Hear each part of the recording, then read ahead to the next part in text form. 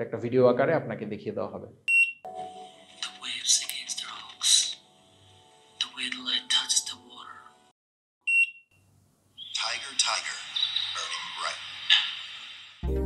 আমার নাম মিনহাজুস সালিকিন ফাহমি, ব্যাটারিলো interactive limited co-founder এবং প্রধান নির্বাহী কর্মকর্তা হিসেবে আছি।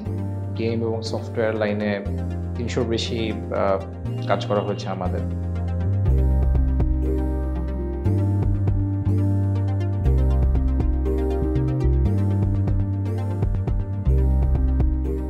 আমরা একটা মজার অগমেন্টেড রিয়েলিটি এক্সপিরিয়েন্স নিয়ে গিয়েছিলাম। এখানে একটা অ্যাপের ডাউনলোড লিঙ্ক দেওয়া আছে, তো আপনি ওটাই ব্যবহার করে অ্যাপটা নামালে, অ্যাপটা যদি আপনি এটার উপরে ধরেন, তো প্রত্যেকটা পোস্ট কার্ডের পিছনে যে গল্পটা, এটা একটা ভিডিও আকারে আপনাকে দেখিয়ে দেওয়া হবে।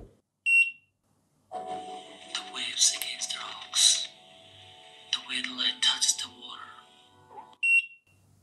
Tiger, tiger, burning bright.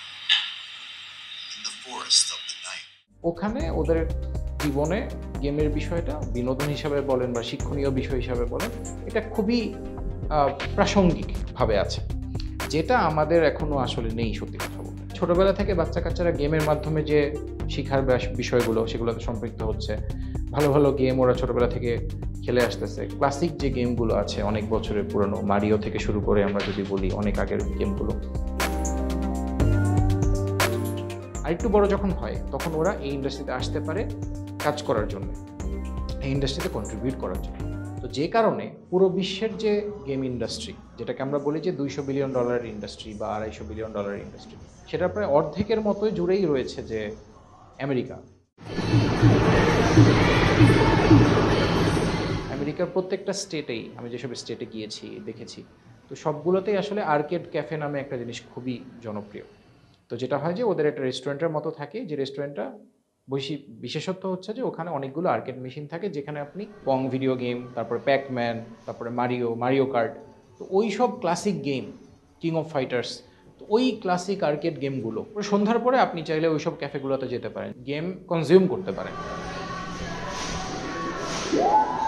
একেবারে ছোট বাচ্চা কাচ্চাদের ক্রিয়েটিভিটি, এন্টারপ্রেনারশিপ, ইনোভেশন, এগুলো নিয়ে কাজ করে।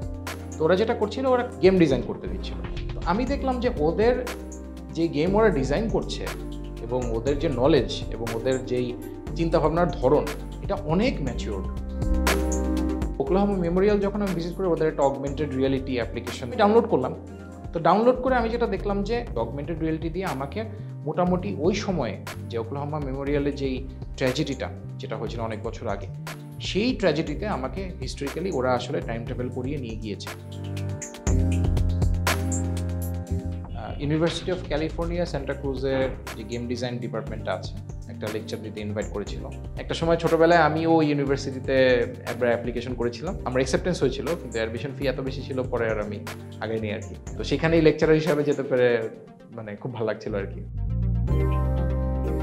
ওরা কিন্তু অনেক শিক্ষণীয় গেম ওরা বানাচ্ছে এবং গেমকে একটা শিক্ষার একটা টুল হিসাবে, একটা পদ্ধতি হিসাবে ওরা কিন্তু ব্যবহার করছে বিভিন্ন জায়গায়।